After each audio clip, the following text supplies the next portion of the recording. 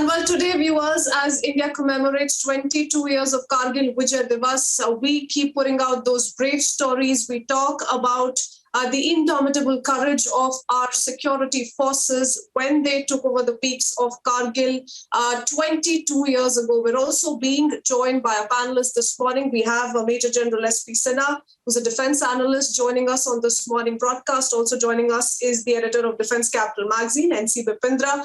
Major General Sinha, if I could begin with you, a very good morning. Thank you for taking out your time.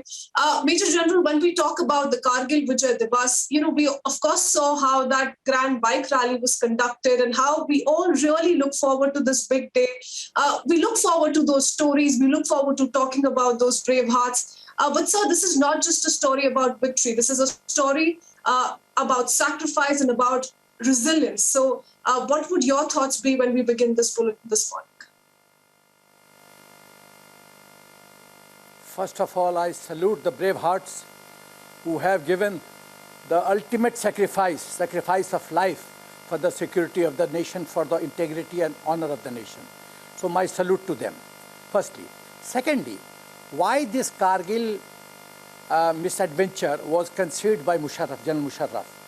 You see, because of the reverses suffered by Pakistan with regard to Siachen, Musharraf wanted to take revenge from India. And the revenge he planned was Kargil War. What was the aim of Kargil War?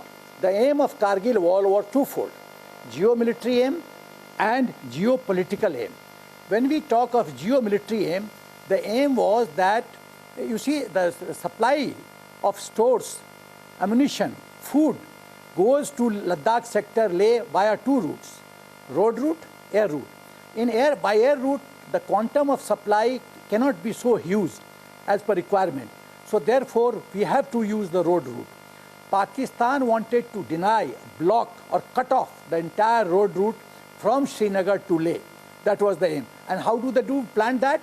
They wanted to capture all dominating heights, including Kargil, including Tiger Hill, and thereby dominate NH1D road, and thereby ensure that by carrying out an intense firing on this NH1D road, they would ensure that the supply line to Leh is cut off.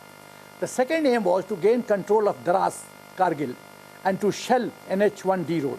Third aim was that we all know that Jojila is the only pass which links, mountain pass which links Srinagar with Leh. So therefore, the plan of Pakistan was to gain control of Jojila Pass and thereby ensure that Ladakh gets totally cut off from Srinagar.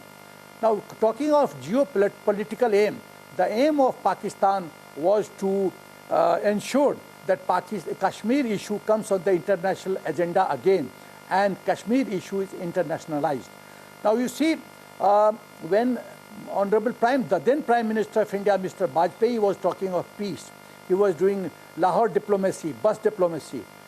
Musharraf was secretly planning the offensive, the Kargil plan, and without even Nawaz Sharif being informed.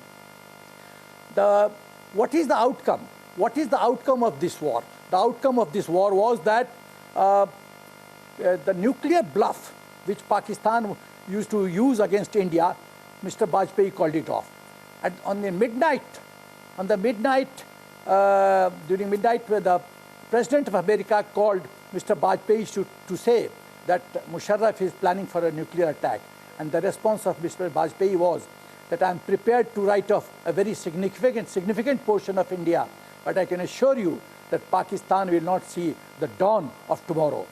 Pakistan will be written off from the map of the earth. The message was very clear. So time and again, when Pakistan used to use this bogey called nuclear bogey, that bogey was called off. Secondly, most important dimension, that Pakistan, because of Pakistan's behavior, America came very close to us, and America started distancing itself from Pakistan. Now, let me tell you certain very important things, that if we talk of the war scenario, the number of casualties on Indian side was 527. Pakistan killed 1,000. Seriously injured on our side was 13,363.